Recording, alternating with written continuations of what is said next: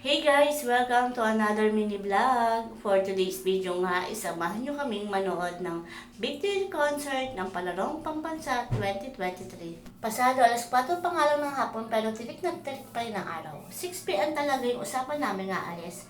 Pero naisip namin baka mahirapan na kami mamaya maghanap ng magandang pwesto para sa drone show out fireworks. At habang hinintay nga namin yung kasamahan namin na nag-CR, umakit muna ako sandali para sumilip kung meron pang maaaring pwestuhan dito.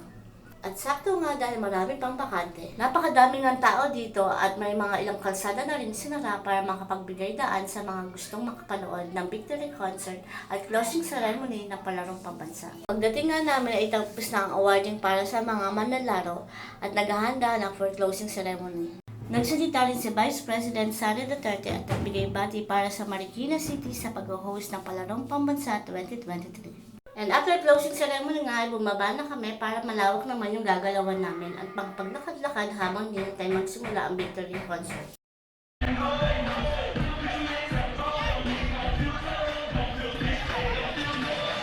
Sa dami nga ng tao ay naghahanap ako ng kakilala ko.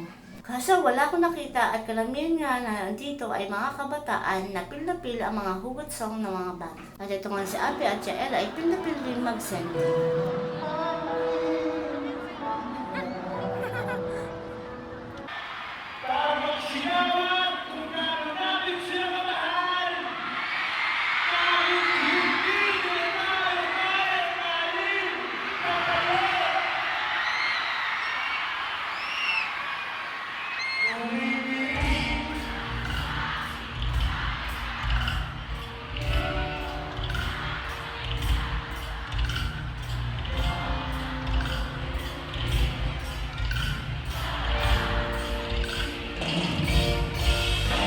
At dito naman talaga ako nabibilib sa Marikina dahil kahit gabi na at during concert ay may mga tao pa rin talaga silang nag-iikot para magdampot at kumuha ng mga basura.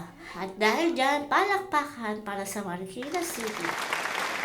At kung kailan nga bumili kami ng tubig sa labas, ay doon na nagsimula ang drone show.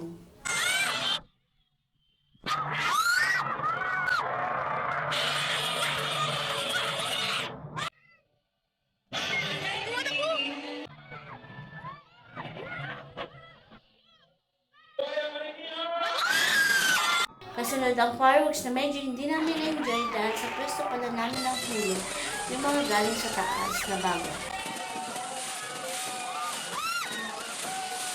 Pero overall ay naging masaya naman kami at nag-enjoy sa experience namin sa pagkanood ng closing ceremony at victory concert ng Palarong Pambansa 2023. Till next time guys, stay safe, bye!